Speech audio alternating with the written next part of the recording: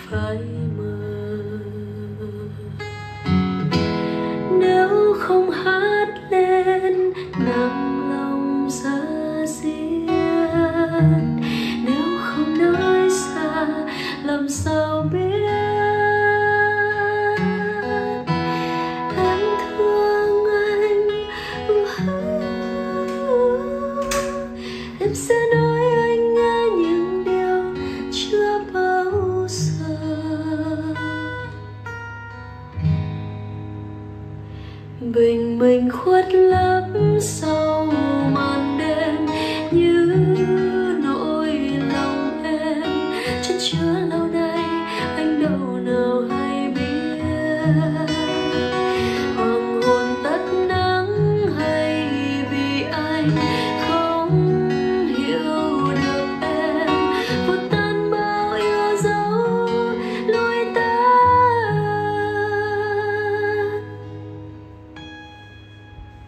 Biết đâu bất ngờ đôi ta chợt rời xa nhau, ai còn đứng dưới mưa ngân nga câu ru tình. Bờ môi hôn rất ướt giữ âm dấu trong mưa, cơn mưa kéo dài. Sẽ là dối lòng khi em chẳng ngại âu lo em sẽ mất anh trong lúc yêu thương nhất. Vì tình yêu mong manh tay em quá yếu mềm, người yêu ai anh có biết. Vì em câm nín trong dấu yêu thương anh trao đến em, lặng nhìn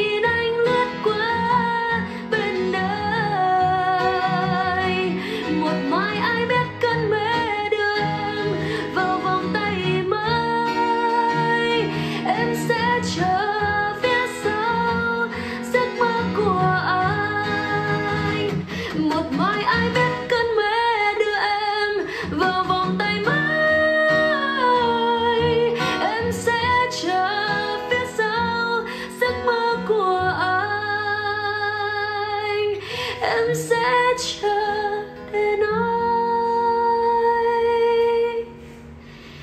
biết không anh, em yêu anh.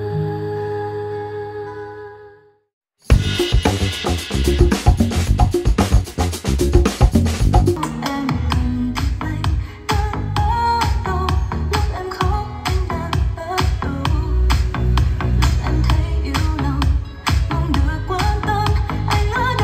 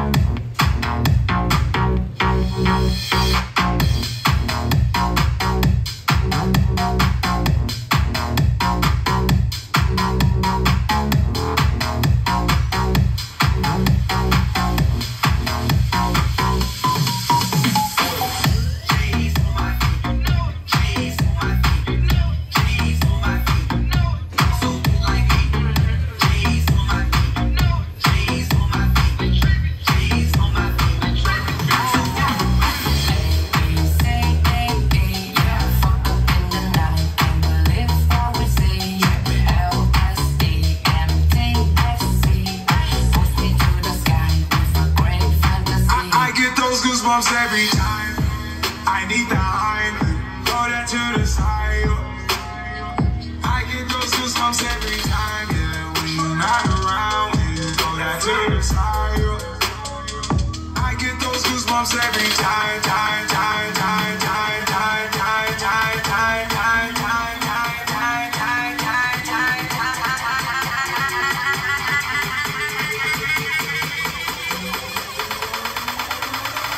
I get those goosebumps every time.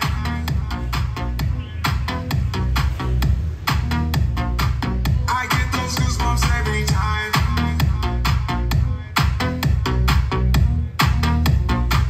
I get those goosebumps every time.